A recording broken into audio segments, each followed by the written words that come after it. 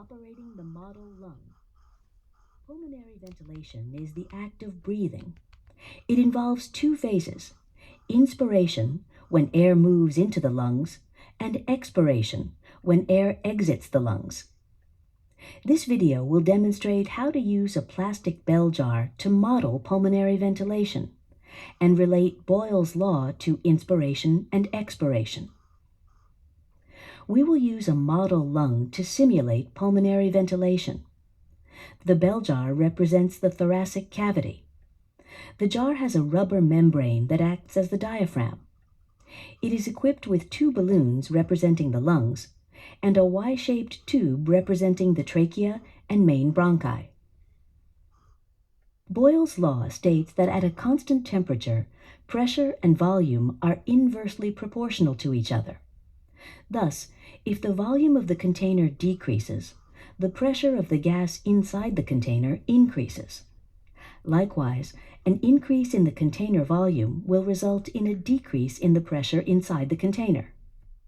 When you pull down on the diaphragm, moving it from a superior position to a more inferior position, the volume inside the bell jar increases. This action simulates the contraction of the diaphragm muscle, which increases the volume of the thoracic cavity. What happened to the pressure in the thoracic cavity when the diaphragm was pulled downward? Pressure increased because volume increased. Pressure decreased because volume increased. Pressure increased because volume decreased. Pressure decreased because volume decreased. Recall that pressure is inversely proportional to volume. Pulling the diaphragm down increases the volume in the thoracic cavity. This results in a decrease in pressure. When exploring pulmonary ventilation, it is important to remember that volume changes lead to pressure changes, which lead to the flow of gases to equalize the pressure.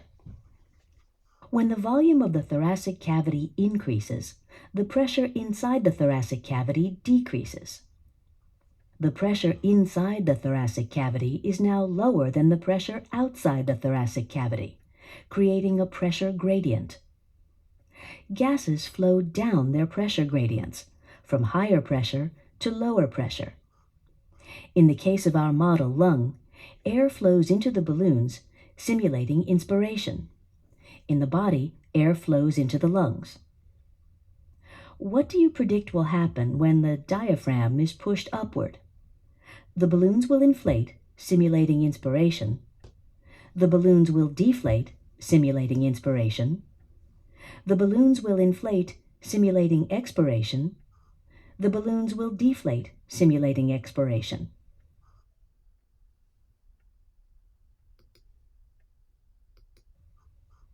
Pushing the diaphragm up reduces the volume and increases the pressure in the thoracic cavity. The air flows down its pressure gradient and out of the balloons. This simulates relaxation of the diaphragm, which results in an increase in pressure in the thoracic cavity. Air will exit the balloons, simulating expiration.